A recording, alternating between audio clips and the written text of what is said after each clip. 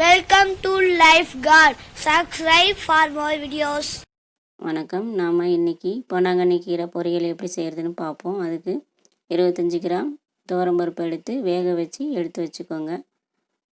இப்போ கீரையை இது மாதிரி இலையாக கட் பண்ணி வச்சுக்கோங்க.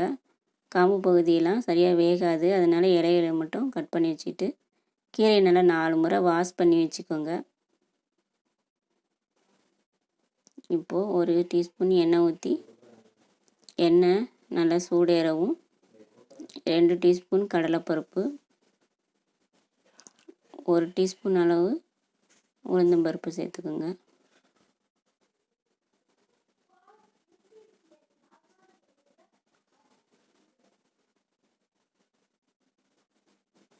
இது நல்லா வறுபடவும் நம்ம இப்போ இதில் கடுகு சேர்த்துக்கலாம்.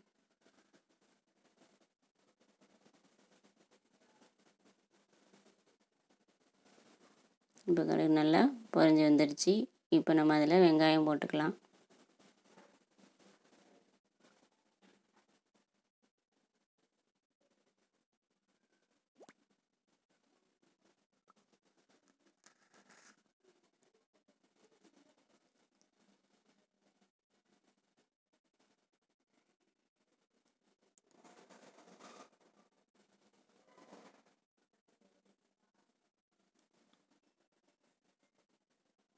இப்போ நம்ம இதில் 2 பச்சை மிளகாய், 1 காஞ்ச மிளகாய் போட்டுக்கோங்க.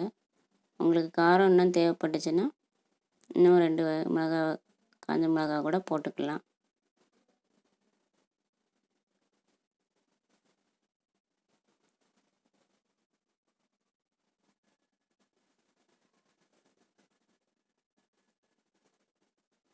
இப்போ வெங்காயம் பச்சை மிளகாய் எல்லாம் நல்லா வதங்கிடுச்சு.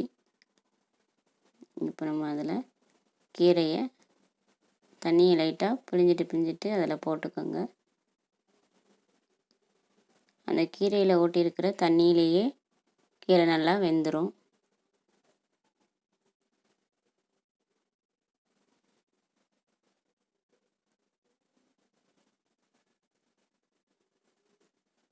இந்த கீரையில் இருக்கிற தண்ணியிலே நல்லா வெந்துடும். அதனால் அப்படியே பெரட்டி விடுங்க.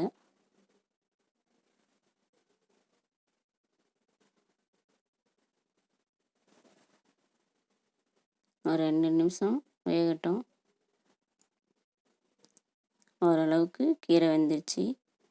இப்போது இதில் நம்ம 2 பூண்டு பல்லை தட்டி அதில் போட்டுக்கலாம்.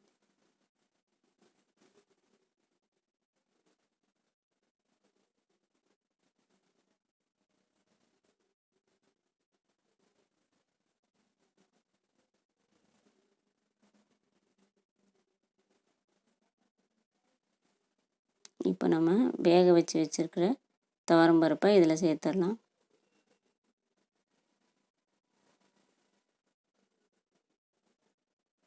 இப்போ அதில் தேவையான அளவு உப்பு சேர்த்துப்போம்.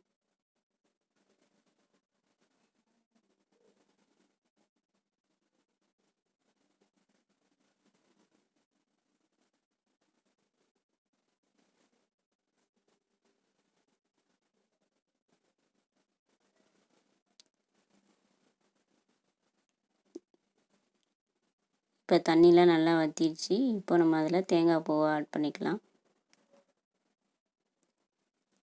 நான் 2 சில்லு தேங்காய் சில்லு எடுத்து திருவி வச்சுருக்கேன். ஒரு 4 டீஸ்பூன் அளவு தேங்காய் துருவல்.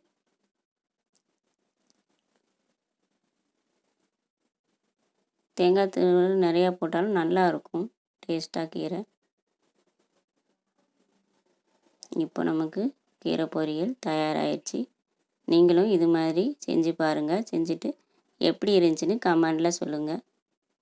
நன்றி, வணக்கம்.